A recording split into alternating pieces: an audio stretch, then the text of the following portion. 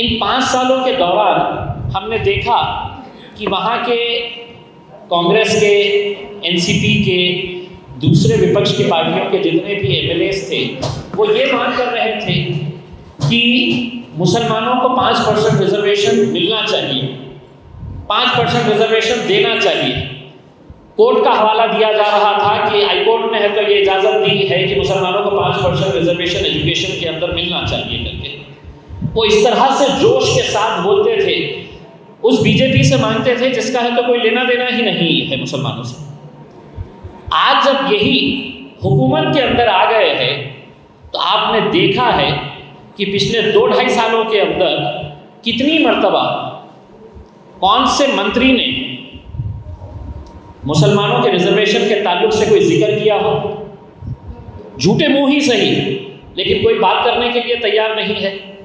हम मुंबई जा रहे हैं उनको ये याद दिलाने के लिए कि तुमने जब विपक्ष में बैठे थे तो तुम्हारा क्या मांग थी, आज सत्ता में आने के बाद गिरगिट की तरह कैसा रंग बदल दिए हैं। ये उनको याद दिलाने के लिए हम जा रहे हैं। तिरंगा इसलिए लहरा रहे हैं कि हम इस मुल्क में रहते हैं, इस मुल्क के अंदर हमारा भी इख्तियार है, अधिकार है, और वो अधिकार हमको मिलना चाहिए। ये एक मुद्दा है। दूसरा मुद्दा ये है कि महाराष्ट्र में 93,000 एकड़ ज़मीनें वक्फ की है। 93,000 एकड़। ये ज़मीनें क्या सचमुच ही वक्फ बोर्ड के पास है? तो जवाब मिलेगा नहीं, महज कागज़ों के ऊपर है। ये ज़मीनें हैं तो पूरी तरह से हड़प ली गई है, बेच दी गई है। और गवर्नमेंट चाहे किसी की भी हो, मैं तो हम दावे के साथ कहते हैं कि सबसे ज़्यादा वक्फ की ज़मीनों की धांधलियाँ जो की गई है वो कांग्रेस और एनसीपी के दौरे हुकूमत में की गई थी। करोड़ों रुपए की ज़मीनें बंदरबाट किया गया था उसका, और वो ख़त्म कर दी गई। इन 93,000 एकड़ ज़मीन की देखभाल करने के लिए पूरे महाराष्ट्र में कितने लोगों का स्टाफ है? तो महज 23 लोगों का स्टाफ है। 23 यानी कि इसका मतलब साफ है कि जो हमारी ज़मीनें हैं उसको कैसे ख़त्म किया जाए। पूरी तरह से ये जो मुसलमानों का इख्तियार है, उसके ऊपर हक है, अधिकार है, वो पूरी तरह से ख़त्म करने की सभी सरकारों ने कोशिश की है। ये एक उनको याद दिलाने के लिए हमने पिछले वक्त हम गए थे मुंबई में जाके, जो सत्ता में बैठे हैं हम उन्हीं से मांगेंगे। तो आज सत्ता में बैठे हुए हमने पवार साहब के साथ मीटिंग करी और हमने ये कहा कि आप महाराष्ट्र वक्फ बोर्ड को 500 करोड़ रुपए का पैकेज दीजिए, ताकि जितनी हमारी जो खुली ज़मीनें हैं उसके ऊपर हम कमर्शियल स्पेसेस बना सकते हैं, स्कूल्स बना सकते हैं, तालीमी इदारे हम खड़े कर सकते हैं।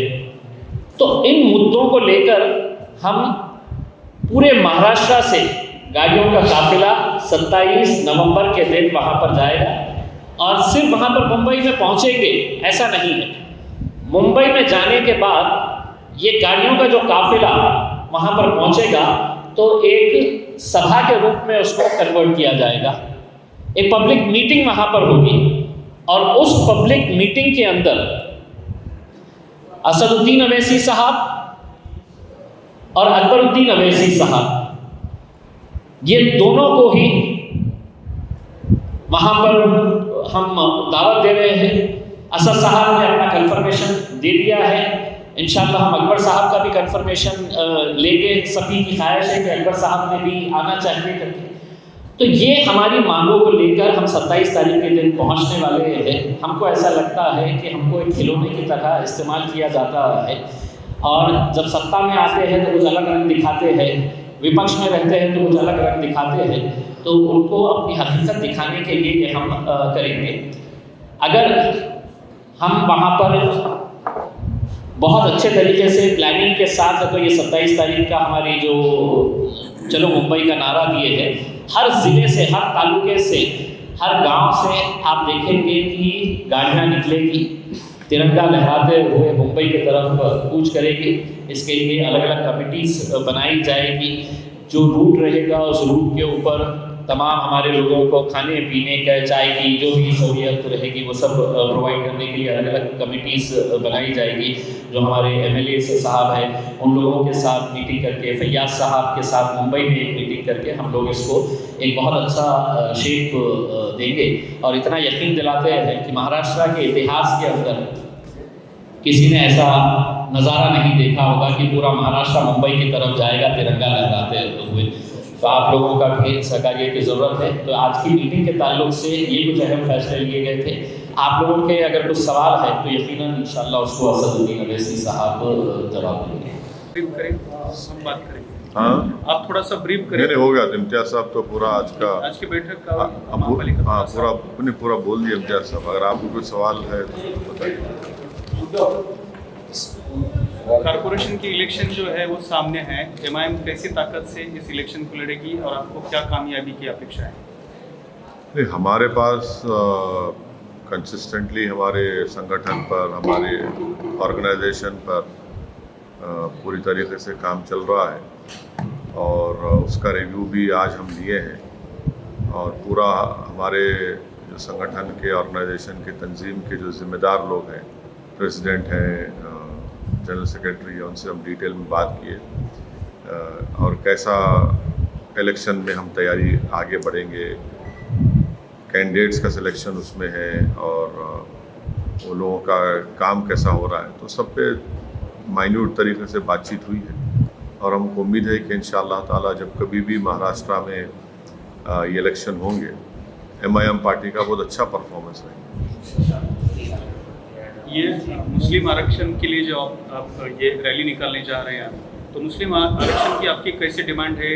पहले जैसा 5% की मांग करने वाले हैं, तादाद बड़ी है, इसलिए उसकी भी कोई परसेंटेज की बढ़ाने की मांग है? नहीं, देखिए इम्तियाज साहब तो पूरा आपको डिटेल में बोल दिया है, मगर जो मुसलमानों का रिजर्वेशन है वो सिर्फ मुसलमान का नहीं बल्कि मुसलमानों में जो 50 कास्ट हैं, 50 ऑड कास्ट हैं, उनको रिजर्वेशन मिला है, मुस्लिम को नहीं। और उनका सोशल एजुकेशनल बैकवर्डनेस प्रूव हो चुका है महमूद रहमान कमेटी की रिपोर्ट से। और दूसरा जो एनएसएसओ का डेटा है जिसको हाई कोर्ट ने माना है। हाई कोर्ट ने कहा कि हाँ, ये महाराष्ट्र के मुस्लिम्स में जो इतनी कास्ट है वो सोशली एजुकेशनली बैकवर्ड है और उनको एजुकेशन में रिजर्वेशन मिल सकता है। वो एम्प्लॉयमेंट के खिलाफ नहीं थे, मगर क्योंकि एम्प्लॉयमेंट की सीलिंग 50% ऑलरेडी क्रॉस हो चुकी थी, इसलिए कोर्ट ने कहा कि एजुकेशन में दे सकते। दूसरी बात यह है कि जब पार्लियामेंट में शिवसेना, एनसीपी और आपके कांग्रेस के एमपीज़ ने महाराष्ट्र के जो ओबीसी का जो बिल आया था पार्लियामेंट में, उसमें उन्होंने सिर्फ मराठा रिजर्वेशन की बात की। हम उनको याद दिलाना चाह रहे कि आप जब मराठा की बात कर रहे, जिसको सुप्रीम कोर्ट ने उनके सोशल एजुकेशनल बैकवर्डनेस को सुप्रीम कोर्ट ने एक्सेप्ट नहीं किया, नंबर 1 पॉइंट, बल्कि महाराष्ट्र के मुसलमानों का वो कास्ट का social educational backwardness high court ने एक्सेप्ट किया। तो अब उनको ये बताना चाहिए, ये जो सरकार है उनको ये बताना चाहिए कि जब एक कम्युनिटी के इतने कास्ट का सोशल एजुकेशनल बैकवर्डनेस एक्सेप्ट हो गया, जिनको इंसाफ का तकाजा ये है कि उनको रिजर्वेशन मिलना चाहिए। और ये बात सारी दुनिया को मालूम कि महाराष्ट्र में मुसलमानों का जो कास्ट है, उनका लिटरेसी रेट, उनका ड्रॉप आउट रेट, उनका ग्रेजुएशन में रेट, ये सबसे कम है। दलित के बाद उनका नंबर आता है, तो उनको तो मिलना चाहिए। आप सिर्फ मुसलमानों से वोट लेंगे मगर उनको अपलिफ्ट नहीं करेंगे, उनसे इंसाफ नहीं करेंगे। एजुकेशन में अगर कोई कम्युनिटी उठ जाएंगी तो वो खुद एक बहुत बड़ा एम्पावरमेंट होगा। ये जो मौजूदा सरकार है वो कंप्लीटली महाराष्ट्र के मुस्लिम्स के एम्पावरमेंट के लिए काम नहीं कर रही है।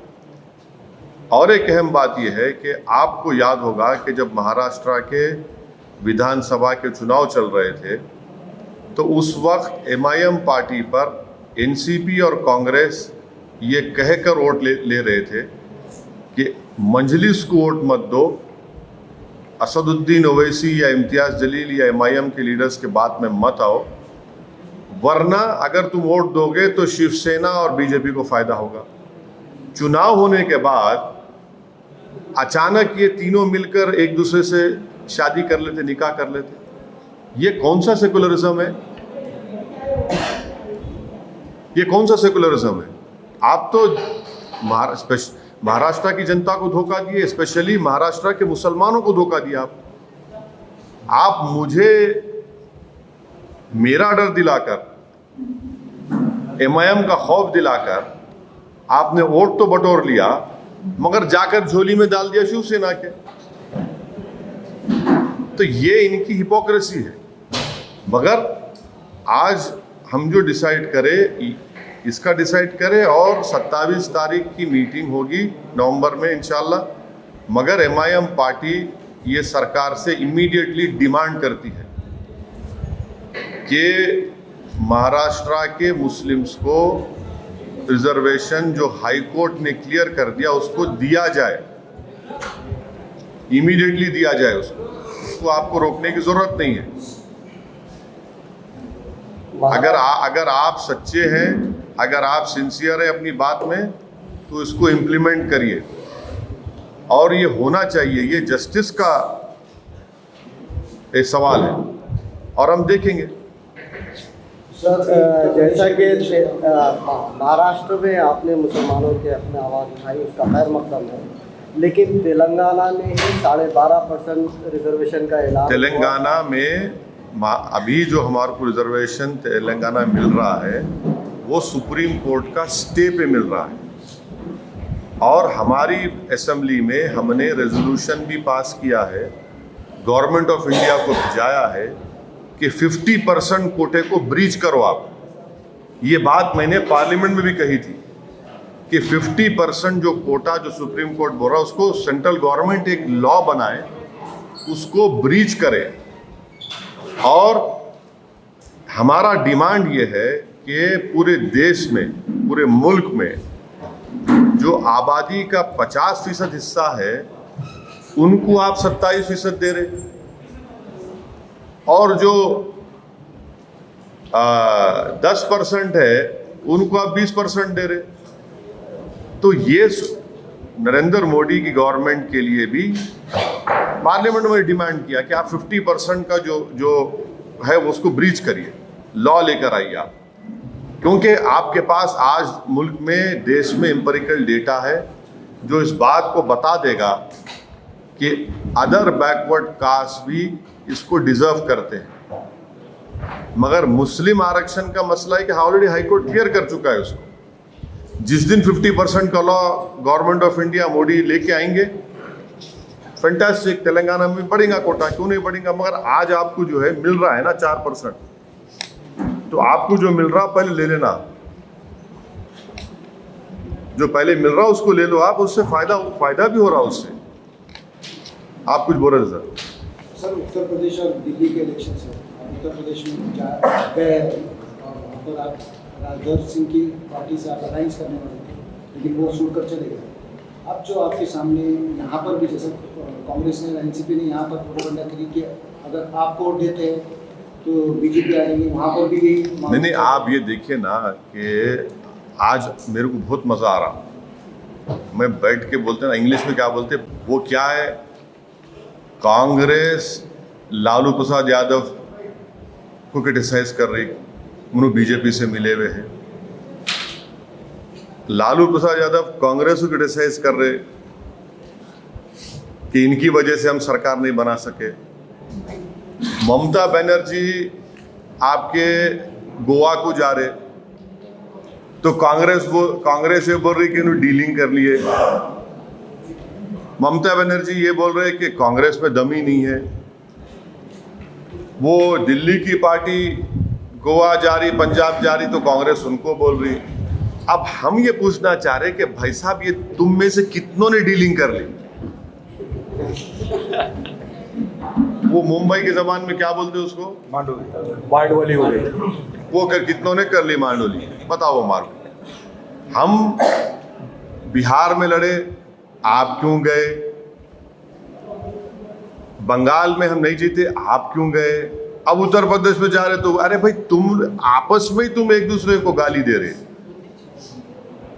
तो ये इनको एक्सपोज करता कि बस आप हमारे टेरिटरी में नहीं आते। जैसे ये एक फ्यूडल लैंडलॉर्ड्स हैं, लोग फ्यूडल लैंडलॉर्ड्स हैं, ए तुम कैसा है भाई, गया फ्यूडलिज्म का जमाना चला गया, कोई नहीं रुकने वाला है।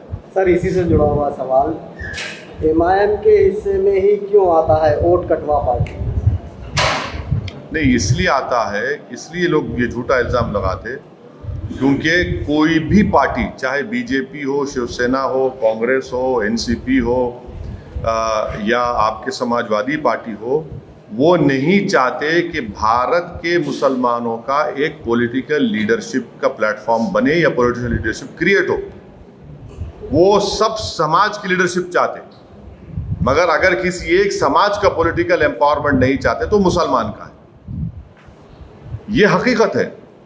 सबको बोलेंगे हाँ ये आपका नेता है, ये बरादरी का, ये जात का, ये कास्ट का, इसका लीडर है, मगर जहाँ मुसलमानों की बात आती है हमारे को बोलते हैं कि भाई साहब आपका काम ये है कि जनसभा से पहले आप चद्दर बिछाना, कुर्सियाँ बिछाना, और जब हम आएंगे नारे लगाना, कूद कूद के नारे लगाना, और जब हम डाइस पे आ जाएंगे तो एक फूल का माला पिनाना, हम तुम्हारे साथ एक गले में ठहर के फोटो ले लेंगे, उसके बाद तुम घर को जाके सो जाना।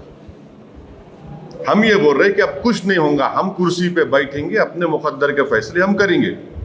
अगर भारत में हर कम्युनिटी, हर कास्ट को अपनी लीडरशिप बनाने का इख्तियार है तो भारत के बिगेस्ट माइनॉरिटी का ये हक पहुंचता, बल्कि उनको बनाना चाहिए अपनी पॉलिटिकल लीडरशिप। सवाल असदुद्दीन ओवैसी का नहीं है, सवाल देश के सबसे बड़ी माइनॉरिटी का है कि आप उनको कैसे बैकवर्ड रख रहे, हर एतबार से बैकवर्ड रख रहे और उनसे इंसाफ नहीं कर रहे। और भारत की जो जमहूरियत है उसकी तल हकीकत है, ये है, रियलिटी है कि जिस समाज और कास्ट के पास उसकी लीडरशिप है, पॉलिटिकल लीडरशिप, उसकी आवाज़ को सुना जाता। तो ये एक जर्निंग है, ये एक डेवलपमेंट है भारत की सबसे बड़ी माइनॉरिटी में, वो उसको रिफ्लेक्ट करता है, ये सब चीज़ों का आगे जो हम बढ़ रहे हैं। अलायंस की जब बात आती है तो आपका वंचित के साथ जो है अलायंस टूट गया था, तो उसके बाद आपने महाराष्ट्र में ऐसी कोई पार्टियां है जब? देखिए, वंचित से हम नहीं अलायंस तोड़े, हमारी तरफ से हम नहीं तोड़े। ये बात मैं ऑन रिकॉर्ड कई मरतबा कह चुका हूँ, आज भी कह रहा हूँ, और आज भी मेरे दिल में और कल भी इंशाअल्लाह ताला जब तक मैं जिंदा रहूँगा, प्रकाश अंबेडकर साहब के ताल्लुक से मेरे दिल में हमेशा हमदर्दी रहेंगी। मगर वो अलायंस हम नहीं तोड़े, हम तो अलायंस को कंटिन्यू करना चाहते थे।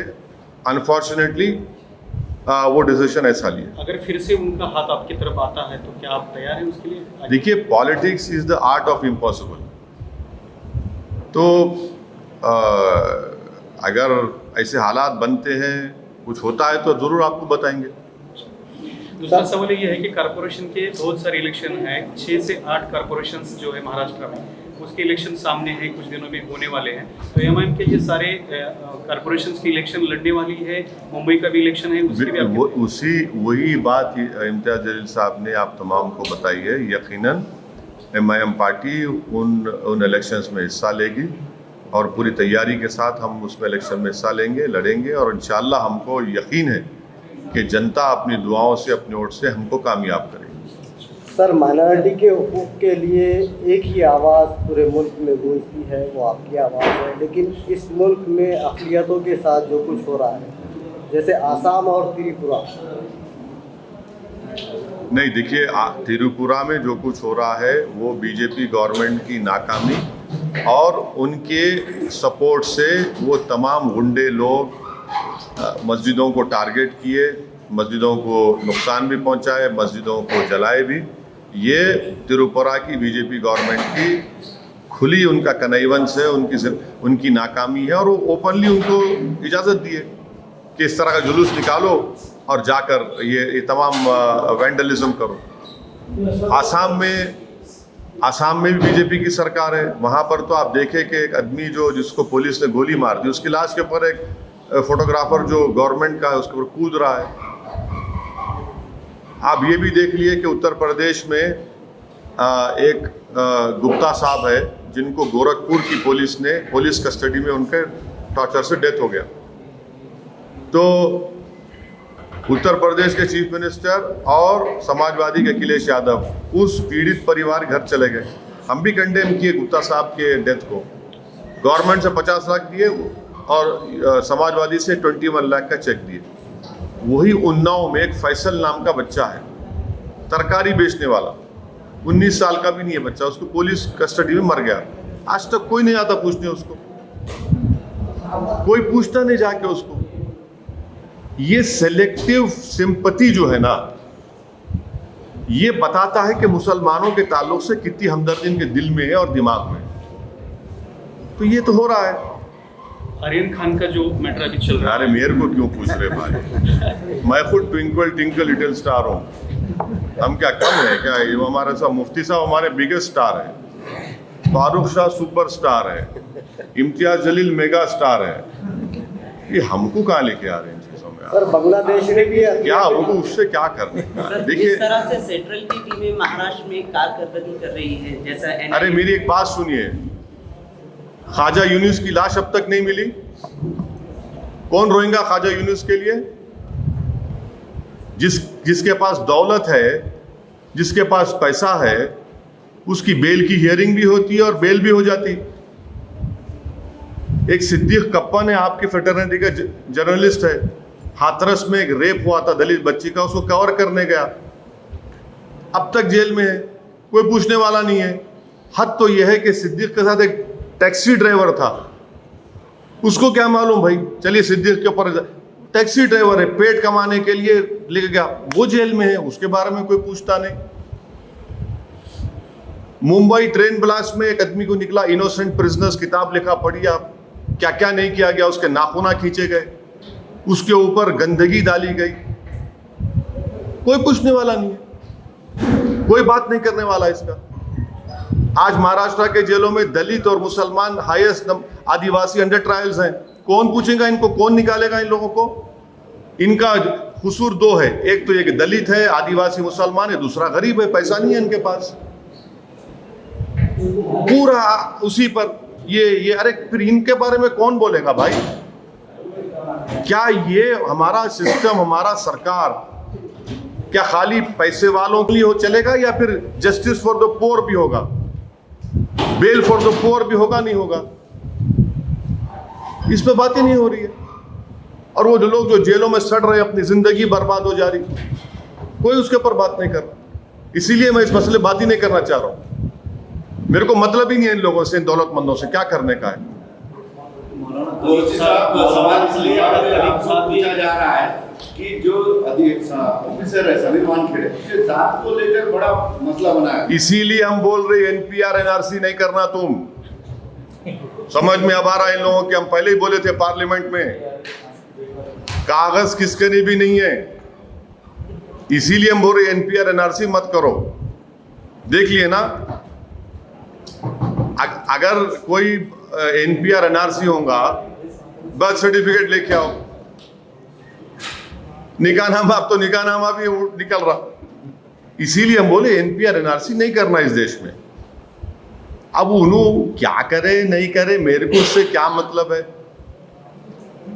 आपको मालूम है एक बच्चा समीर भी है जो जेल में है अभी तक, उसकी मां को जाके क्या बोलेंगे, कि क्या जवाब देंगे? बोलो आप को क्या होगा उन लोगों का? जो मालेगांव में मुफ्ती साहब से पूछिए, जो बच्चे जो मालेगांव में पाँच साल जेल में थे, उन्होंने मीडिया का नाम अगर आप बोले तो उनको ऐसा, उनके रोंगटे खड़े हो जाते, क्या होने वाला है, बोले इतना डर उनको पैदा हो गया। कोई पूछने वाला नहीं है। मगर दौलत, ये क्या कि दौलत से ही आपको इंसाफ मिलेगा क्या? तो जो गरीब जिसके पास कुछ नहीं है क्या करेगा बताओ उन्हें आप? हमको क्या करना है इन चीजों से? मैं पर्सनली मैं आपको बोल रहा हूं, मेरे को मतलब नहीं इन चीजों से। ये कौन लोग हैं, ये क्या करेंगे? क्या पोलिंग के दिन निकल के लोग सब निकलते क्या? जो गरीब पिटता है रोड पर, धूप में, सर्दी में, बारिश में, उसका क्या होगा? खिदमत खल्क़ करने वाले मौलाना कलीमुद्दीन सिद्दीकी और मुबल्लिग़ उमर गौतम, ये लोगों को हिरासत में लिया जाता है। देखिए आप ये सवाल जो है, जो कांग्रेस में बैठे हुए बड़े लोग हैं उनसे पूछना। उनसे पूछना कि भाई ये मौलाना के बारे में आपकी राय क्या है। कोई नहीं बोलेंगे, हम ही बोलते हैं। भाई वोट भी तो आपको होना ना, तो फिर बोलो ना मौलाना कलीम सिद्दीकी के बारे में। कोई नहीं बोलता उनके बारे में, क्यों नहीं बोलते भाई आप? क्यों डरते आप बोलने के लिए? मुसलमानों का वोट होना, मगर मुसलमानों पे जो जुल्म होगा, नाइंसाफी होंगी, तो उस पर आप लबकशाई नहीं करेंगे, जबान नहीं हिलाएंगे, कोई अल्फाज नहीं बोलेंगे। तो यहाँ पर तो महाराष्ट्र में तो जो ड्रामा हुआ सेकुलरिज्म का, सेकुलरिज्म की धज्जियां उड़ा दी कांग्रेस एनसीपी। और कांग्रेस तो 15 साल हुकूमत करके नंबर 3 की पार्टी हो गई माशाल्लाह। नजरे बद से बचाए अल्लाह इनको। 1 से 3 पे आ गए, 15 साल हुकूमत किया, 3 नंबर पे आ गए। फिर भी हमको ही गाली देते। वो बोलते ना कि रस्सी जल गई बल नहीं गया, गिरे तो गिरे मेरी टांग ऊपर, बोलते हैं गिरो और गिरेंगे इंशाल्लाह।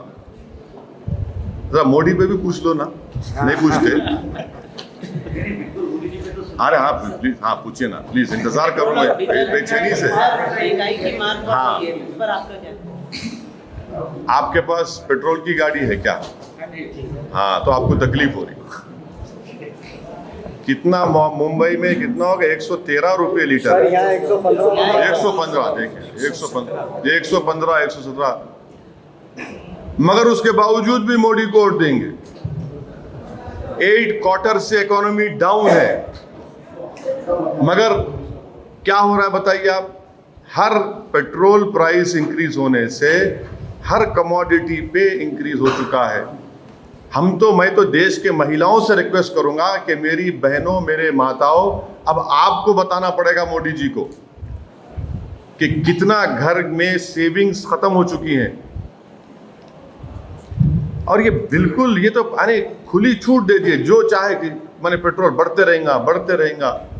उससे हर कमोडिटी पर, एसेंशियल कमोडिटीज पर, उसका प्राइस पर इम्पैक्ट पड़ रहा है, जिससे लोगों की आम इनकम जो कम हो चुकी है, बहुत बड़ा इफेक्ट पड़ रहा है। लोग बहुत मुश्किल में, लोग फिर भी लोग क्यों नहीं बोल रहे? हम तो बोल रहे हैं ना, कम से कम खिलाफ क्यों नहीं बोल रहे? वो हम तो वही तो आप यही बोलना चाह रहे हैं, वही तो हम बताना चाह रहे हैं आपको कि नरेंद्र मोदी अगर जीत रहे हैं, बीजेपी अगर पूरे देश में जीत रही है, तो मेरी वजह से नहीं, कांग्रेस, एनसीपी, ये सो कॉल्ड सेकुलर पार्टीज की वजह से बीजेपी जीत रही। ये तो उनको सोचना चाहिए। और ये दोनों पार्टियां जाते गोवा को, कोई तूफान नहीं उठता। अगर मैं अनाउंस कर दूं कि नेक्स्ट वीक मैं और मुफ्ती साहब एक मस्जिद में जाके खाली गोवा में नमाज पढ़ के आएंगे, खाली नमाज पढ़ के आएंगे, देखो आप शाम से शुरू हो जाता, अरे वोट काटने जा रहे, डील हो गई, फुला हो गया, ये हो गया। मगर ये लोग जा रहे तो दूध के धुले हुए ना। ये देखिए, ये हमारी डेमोक्रेसी का ये इनका रियल फेस है लोग, कि कभी मुसलमान अगर बोलेंगे हम इलेक्शन लड़ रहा हूं, आप क्यों लड़ते, आप कैसा जाते? मगर वो लड़ रहे, एक दूसरे को उंगली भी उठा रहे, एक दूसरे को क्रिटिसाइज भी कर रहे, मगर वो सिवियरिटी नहीं है। मगर जहां इमाम का नाम आ जाएगा, अरे देखो वो कर लिए, ये कर लिए। अरे शिवसेना सब, हम एनसीपी से पूछना चाह रहे, कांग्रेस से, शिवसेना सेकुलर है या नहीं है बताओ, तो बोलेंगे नहीं बीजेपी को रोकना है। अरे बीजेपी को रोकना है तो दोनों में फर्क नहीं है। अगर कल 24 में शिवसेना बीजेपी मिलकर लड़ लिया इलेक्शन, तो क्या करेंगे? ये मेरे स्टेटमेंट को याद रखना आज के दिन। क्या करेंगे लोग, क्या बोलेंगे जनता को? और आप महाराष्ट्र का मुख्यमंत्री असेंबली में खड़े होकर फखर से बोलता है कि हाँ हमारे शिव सैनिक ने बाबरी मस्जिद को तोड़ा। तो ये लोग क्या मुंह में लड्डू बिठा के बैठे थे एनसीपी कांग्रेस वाले? क्या उस वक्त कांग्रेस पार्टी ने रेजोल्यूशन पास नहीं किया था पार्लियामेंट में डिमोलिशन ऑफ बाबरी मस्जिद के ऊपर? आज आप सरकार में बैठे, आप एक लफ्ज नहीं बोलते। आप क्यों? सत्ता होना, ताकत होना, मिनिस्टरों का सवाल है।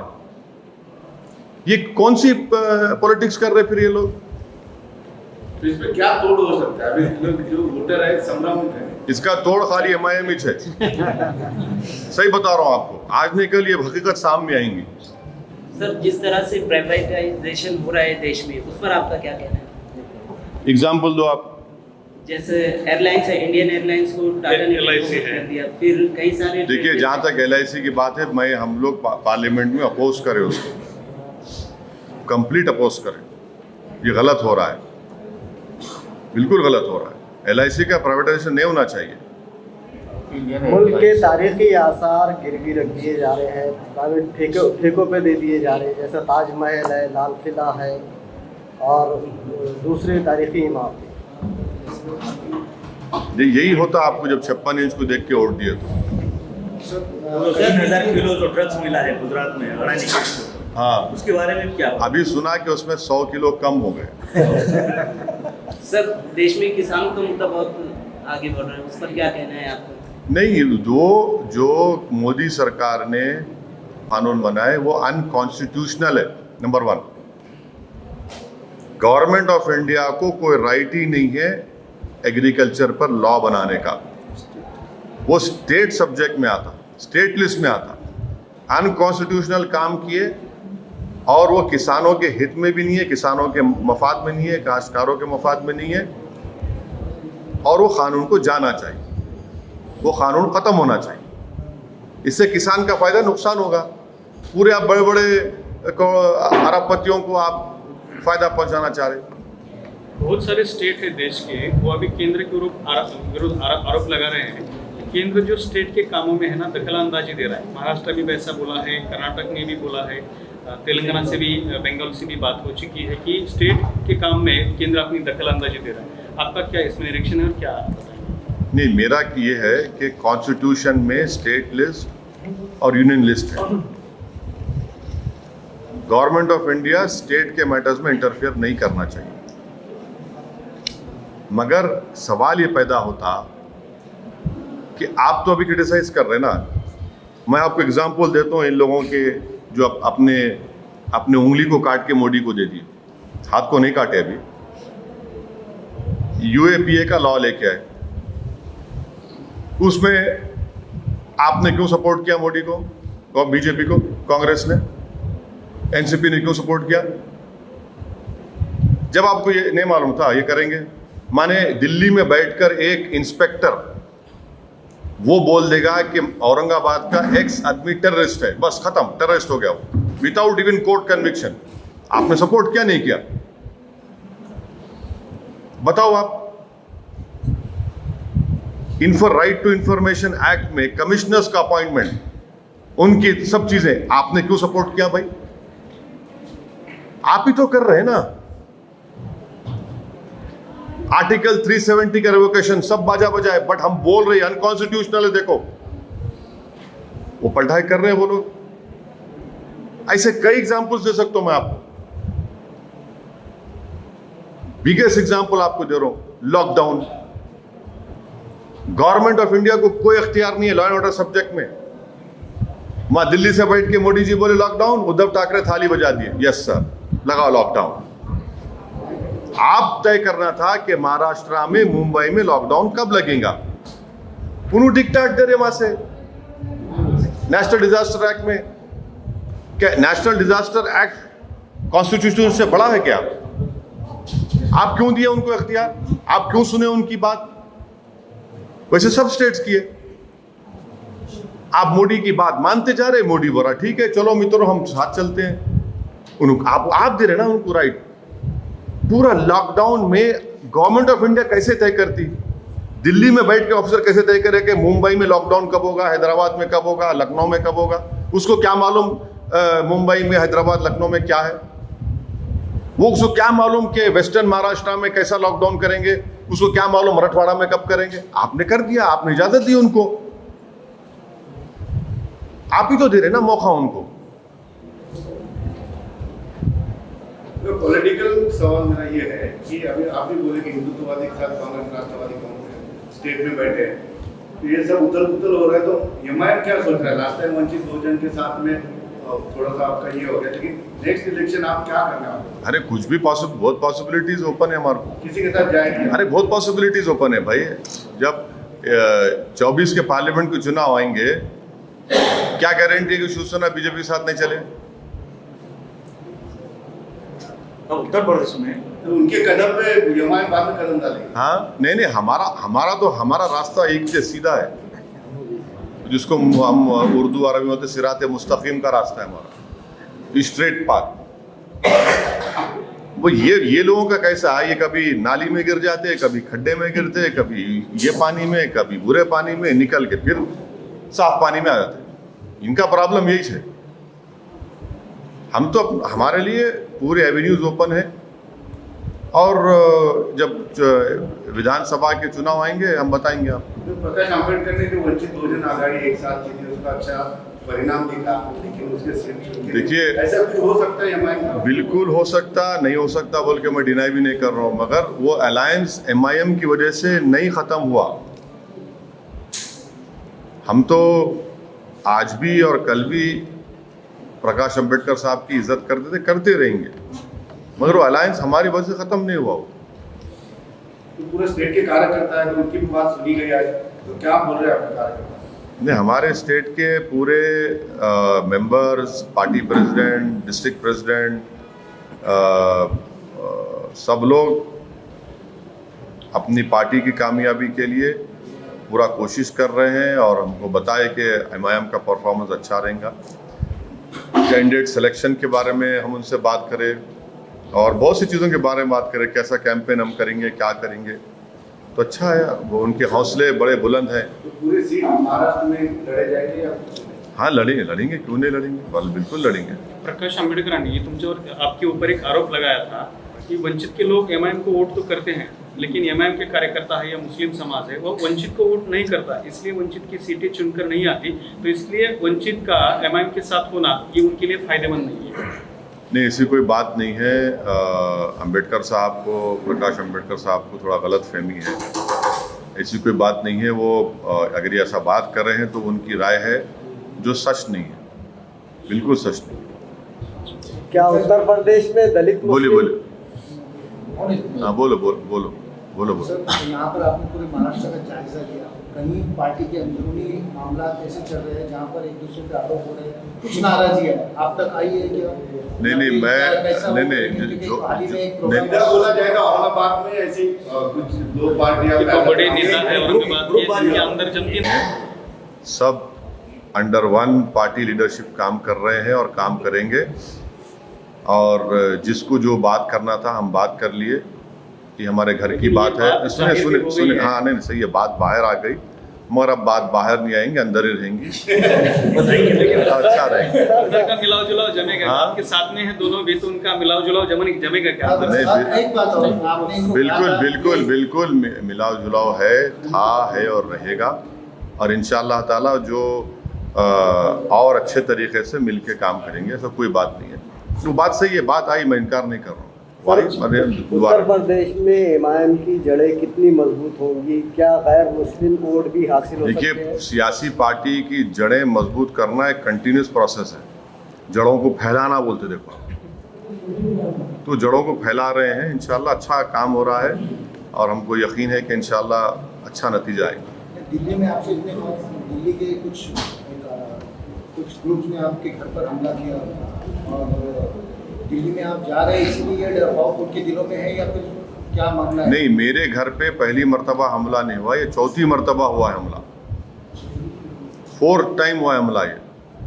और आपको जानकर बड़ी हैरत होगी कि मेरे घर के इमीडिएट नेबर कौन है? Election commission of India. और इलेक्शन कमीशनर और मेरे घर के सामने जो दिल्ली का पुलिस का हेडक्वार्टर है, यानी उनके कैमरे, पूरे कैमरे मेरे घर पे रहते माशाल्लाह से, सामने से पीछे से, फिर भी हमला होता है।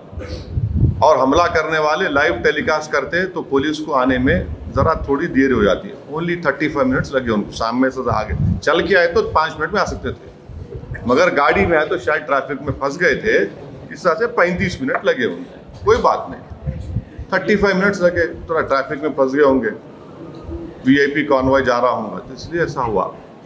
औरंगाबाद का नाम बदलने का मसला जो है फिर एक बार चर्चा में आ रहा है, जो भी इलेक्शन के सामने हर बार आता ही है। इस बार कुछ GR में जो है वो औरंगाबाद के बजाय संभाजी नगर डाल रहे हैं। वो इम्तियाज साहब उस पर अच्छा बोलेंगे, MP साहब है। महाराष्ट्र में कुछ तो MIM के कार्यकर्ता को गुने दाखिल हो रहे हैं, उनको तड़ीपार किया जा रहा है, ऐसे बहुत से केसेस सुनने में आ रहे हैं, देखने में आ रहे हैं। हम अपने कार्यकर्ता के खिलाफ जो हो रहा है हम उनके साथ खड़े हैं, उनको हम नहीं छोड़ने वाले हैं, उनके साथ ठहरेंगे, उनके परिवार के साथ ठहरेंगे। अगर ये हो रहा है, हम जैसे सही कह रहे हैं, हम उसका कंडेम करते हैं और पूरी लीगल सपोर्ट हम उनको देंगे। और इस तरह के हरकतों से MIM पार्टी के कार्यकर्ता हो या जिम्मेदारों के हौसले पस्त नहीं होंगे, बल्कि हौसले बुलंद होंगे।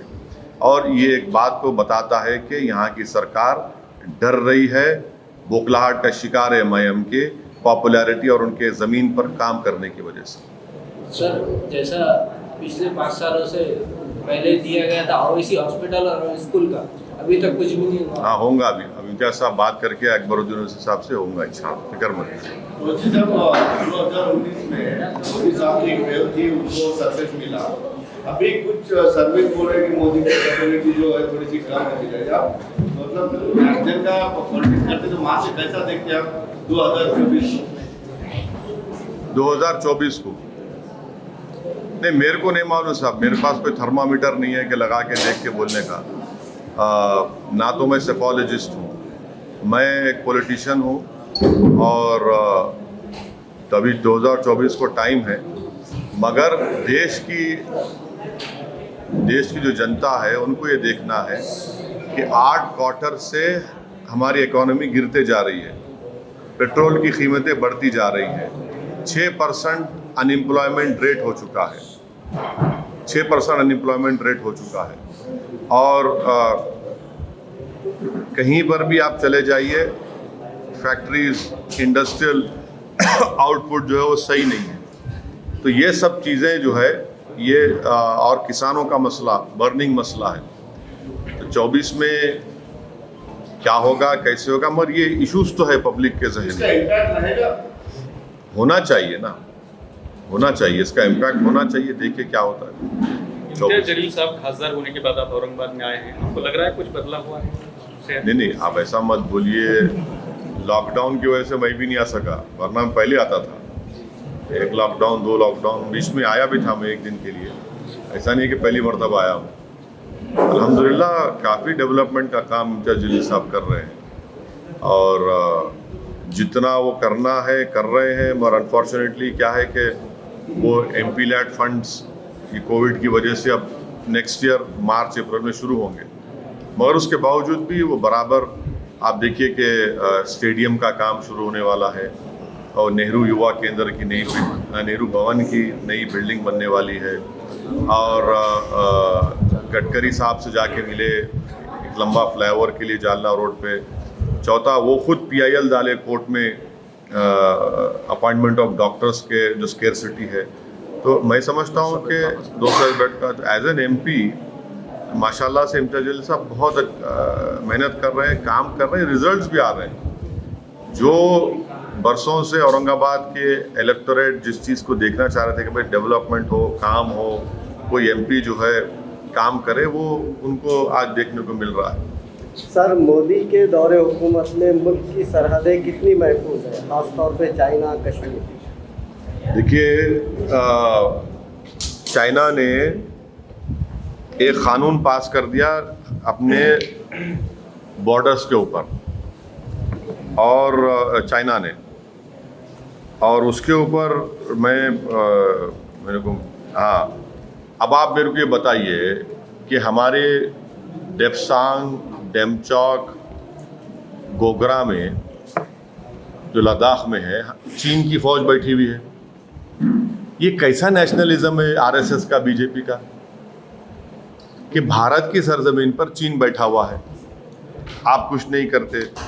और चीन ने जो अपना बाउंड्री लॉ बनाया है, मेरा सवाल मोदी गवर्नमेंट से ये है कि हमारी सरकार जो है, AIB बैंक है जिसको चाइनीज़ कंट्रोल करते, उनसे कर्जा लेके वैक्सीन खरीद रहे आप। वो बैंक को चाइनीज़ कंट्रोल लेते, उनसे आप लेके वो कर रहे।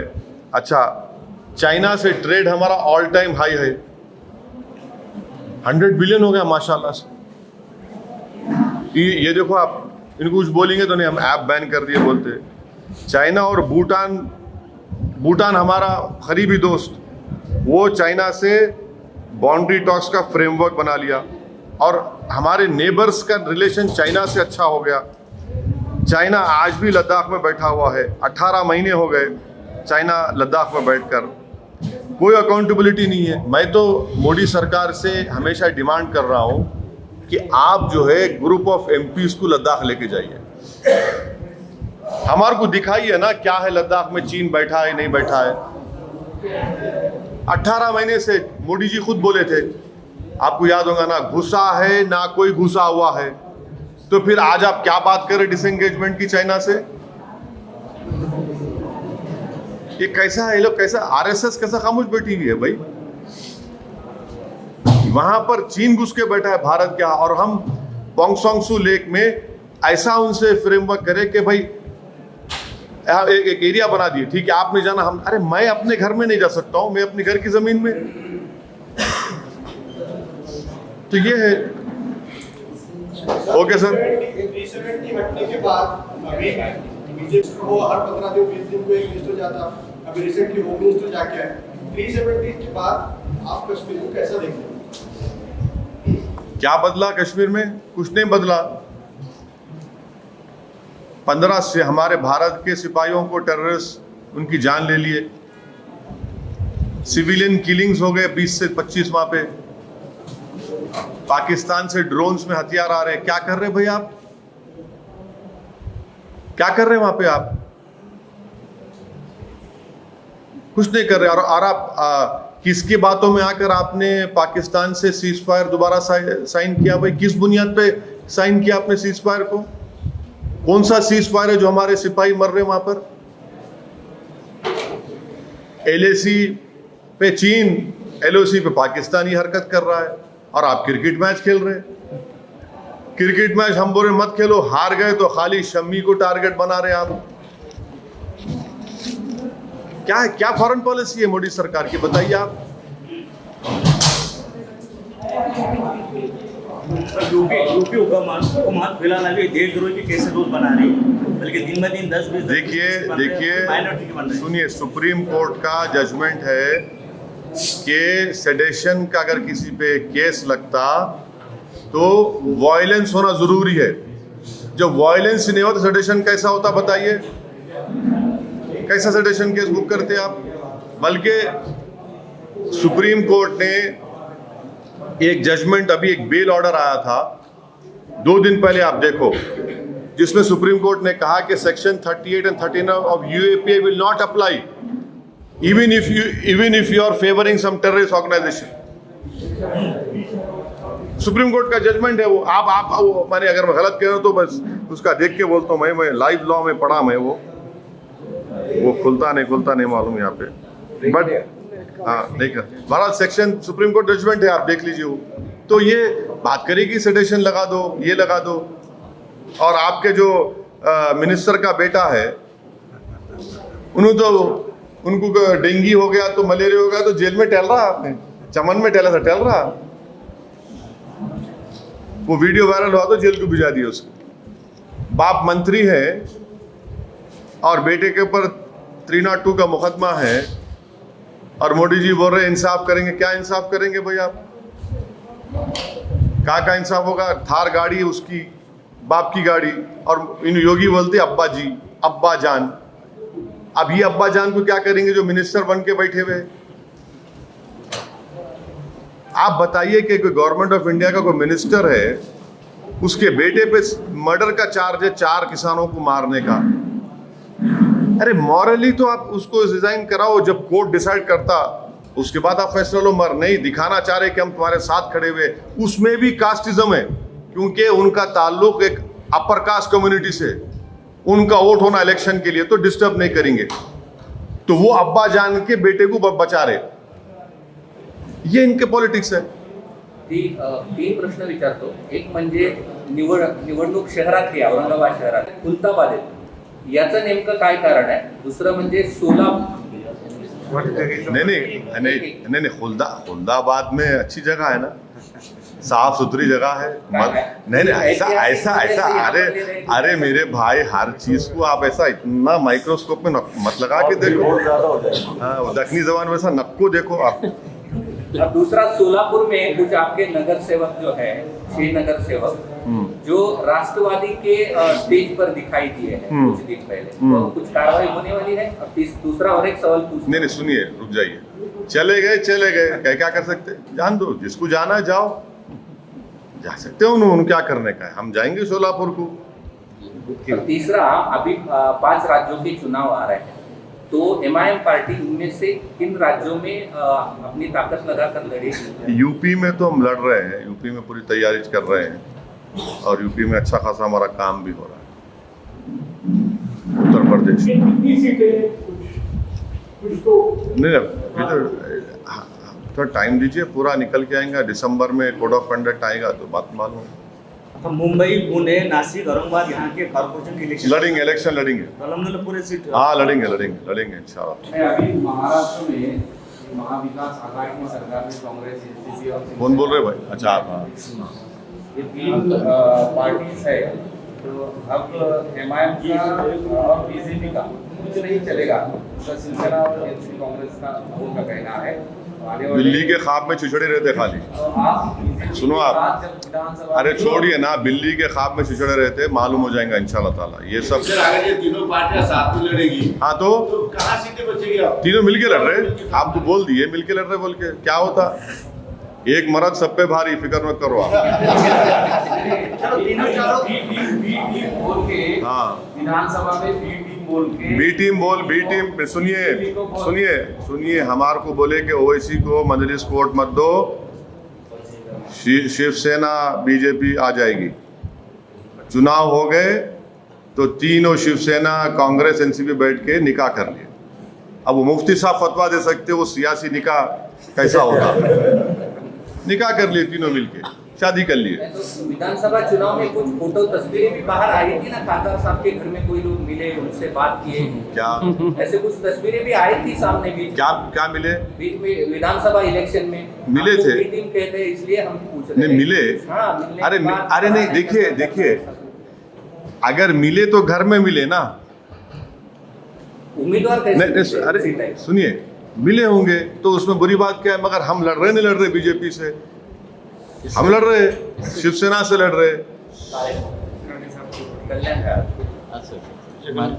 अच्छा, अभी ये तो वंचित के साथ हाँ, अरे देर से आ रहे, पूछ लिए लोग आप। देर से आए, किसी से सिलेक्टिव सिंपैथी की बात करते हैं। हाँ बिल्कुल करते हैं। आप ही के लोग आपके साथ पूरी ताकत में है।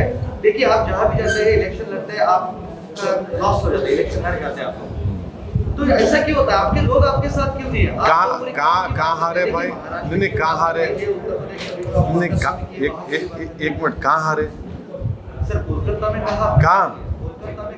अरे भाई, पहला इलेक्शन सुनिए, पहला इलेक्शन हारने को जरूरी है हारना, हारे ना, नेक्स्ट टाइम जीतेंगे। कितने 5 सीट लड़ा मैं, मगर कितना तूफान खड़ा कर दिए।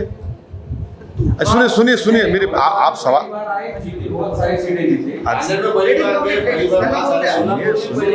सुनिए तो सही। अरे सुनिए तो सही, इतना आप लंच नहीं करे होंगे, भूख लग रही होंगी, और मालूम है, धैर्य जरा, इतना तो मेरे को तो बोलने दीजिए, मेरे को भी भूख मिटाने दीजिए अपनी। हम 5 सीट लड़े, नहीं जीते, कोई बात नहीं, मगर कितना तूफान खड़ा करे। ऐसा देखा कि आसमान सर गिरने वाला है, मगर वही ममता बनर्जी अब कांग्रेस के लोगों को ले रहे, वही कांग्रेस इनको बोल रही जो हमको बोलती थी, वही ममता बनर्जी कांग्रेस को बोल रही जो हमको बोलती थी। तो ये क्या डीलिंग हो गई इन लोगों की? ये क्या डीलिंग है बताइए? आसाम के कांग्रेस के लीडर को ले लिए, क्या हुआ बताइए फिर? और गोवा में जाके ममता बनर्जी मीटिंग को एड्रेस कर रहे, लालू प्रसाद यादव कांग्रेस के खिलाफ इलेक्शन लड़ रहे, वही बिहार में हम 19 सीट लड़े, 5 जीते, 9 पे लालू कांग्रेस जीते, 6 पे एनडीए जीता। कितना तूफान मचा है। अब दोनों लड़ रहे, तो क्या है भाई? ये होली अलायंस है क्या? ये सवाल मेरा ये नहीं हम देखिए आपका आपके साथ है। हाँ, आप मुसलमानों की बात करते हैं, आप कौम की बात देखिए आपको लोग आपके साथ नहीं आपकी गलतफहमी दूर कर दे रहा हूँ। आप क्यों से मुसलमान हो रहे? मेरे साथ दलित भी है, मेरे साथ आदिवासी भी है, मेरे साथ हर वो आदमी है जो इंसाफ को पसंद करता। क्यों नहीं है भाई? बिल्कुल है। और आप चेंज देखते जाएंगे और चेंज होगा इंशाल्लाह माहौल। ये टर्नआउट में नहीं दिखता है इसीलिए नहीं, अरे टर्न आउट में भी दिख रहा भाई। देखिए 21 साल के शिवसेना को एमपी को कौन हराई? कांग्रेस हराई, एनसीपी हराई, औरंगाबाद की जनता हरा दी उनको। तो ये भी तो फैक्ट है ना। ओबीसी रिजर्वेशन को लेके काफी मैं बोल दिया ओबीसी के बारे में, आपके लिए फिर रिपीट कर रहा हूँ। हम बीजेपी गवर्नमेंट को ये चैलेंज कर रहे हैं कि अगर उनको ओबीसी से मोहब्बत है तो 50% लिमिट को ब्रीच करिए और भारत के कॉन्स्टिट्यूशन में अमेंडमेंट करिए, बिल लेकर आइए पार्लियामेंट में। क्योंकि जो समाज का 50% है उसको 27% कैसा मिलेगा रिजर्वेशन? ये तो नाइंसाफी है ना। जो 10% है उनको आप 20% दे रहे, ये क्या बात है भाई? तो 50% लिमिट को ब्रीच करना और ओबीसी में सब कैटेगराइजेशन होना जरूरी है। सब कैटेगराइजेशन होना जरूरी है। अभी थर्ड अलायंस बीजेपी के खिलाफ खड़ा करना चाहते हैं, तो कौन? मीटिंग भी कर रहे हैं। ममता जी हैं, शरद पवार है, बीच में मीटिंग भी हो रही है नेशनल लेवल पर। आपको कौन सा ऐसा चेहरा लगता है कि जो इन सब लोगों को इकट्ठा ला सकता है? किसके साथ जाना चाहिए, ऐसा कोई चेहरा आपको लगता है? अरे भाई, ममता बनर्जी कांग्रेस आजकल टक्कर में है, एक दूसरे को बोल रहे बी टीम, इनसे पैसा ले लिए, उनसे ले लिए। अब वो उनसे भी पूछ लो आप कौन सा चेहरा है, क्या है, मेरे को नहीं मालूम। लेकिन ये अलायंस सक्सेस हो सकता है। कौन सा? कहाँ का अलायंस? कौन सी आइडियोलॉजी पे बेस्ड रहेगा? जिसमें शिवसेना भी रहेंगी, अरे जिसमें शिवसेना भी रहेंगी। शरद पवार ऐसे चेहरा होगी क्या? हाँ, शरद पवार आइडियोलॉजी नहीं है, ट्रेंड ही नहीं हो सकता, ऐसा कहना आपका? नहीं, देखिए आप मेरे मुंह में अल्फाज मत डालिए। मैं जो बोल रहा हूँ मेरे मुंह में मेरी ज़बान है, आपकी ज़बान नहीं है। और मैं जो बोलूँगा सच बोलूँगा। और ये है कि अभी 24 को टाइम है।